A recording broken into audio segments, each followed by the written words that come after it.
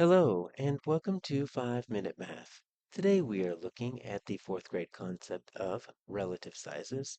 This is standard 4.8a in the great state of Texas, and we are using item number 21 of the 2025 released STAAR test. If you haven't done so already, please go ahead and take a moment to pause the video, work this problem out on your own, unpause it, and we will look at our answers together. All right, so we need to describe the weight of a basketball as 22 something tons, kilograms, ounces, or pounds. So let's take what we know about these from our reference materials. Let's see, I'm looking for tons, kilograms, ounces, and pounds. So that's going to be down here. Put it down at the bottom there.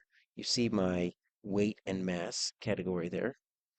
All right, so 1 ton, like that 1t, equals 2,000 pounds, right? We have that in our conversion chart. And then 1 pound, 1 lb, equals 16 oz. These are customary. And then over here, we do have kilograms. 1 kg equals 1,000 grams. We don't have anything to do with the grams or the milligrams, so we don't necessarily need that. All right, and let's move this over here. So it's not over that. 1 kg equals 1,000 grams. So that gets us all of our units there. Now we just have to kind of make our best estimate. It's going to be 22 something. What do we know about a basketball? Okay, so a basketball, I would say, is relatively light.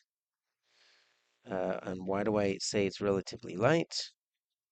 Well, I mean, you can bounce it, you can shoot it, you can pass it and catch, right? It's not like a bowling ball. You don't pass and catch a bowling ball.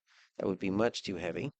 So those are some of the characteristics of a basketball. So let's see if we can put any of these units, tons, kilograms, ounces, and pounds, into the right perspective. Now, here's what I'm noticing. Tons, pounds, ounces. Tons, pounds, ounces. I do have one that does not fit. This was customary, and this was metric. Now, there is a difference. Customary deals with weight, right? That's how gravity pulls on an object. So our weight changes if we're on Earth versus the moon versus space versus Jupiter or Mars. Metric has to do with mass, which is related but not the same thing. That's the amount of matter that is in an object, and that does not change whether we're on space or on the moon or in Jupiter. And so when we're dealing with weight right here, that weight automatically gets us to eliminate kilograms because that has to do with mass. So if we're reading closely, we can actually eliminate one answer. So let's deal with our three weight measurements: ounces, pounds, or tons. 22 something. Okay.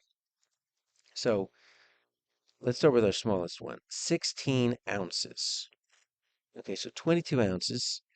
If I had 22 ounces, and 16 ounces make 1 pound. So let's turn that into like a mixed fraction. That's going to be 1 pound and 622, or 6 ounces left over. So a little bit over 1 pound. Okay, maybe I could do that. 22 pounds. Oof, 22 pounds. These are weights that you might lift at the gym. Okay, this is what you might do for an arm curl or something like that. So you're probably not going to be thinking of those weights at the gym. Those plates, you're not going to be throwing those around. 22 tons. So this is 22 times 2,000 pounds. So we're looking at 44,000 pounds.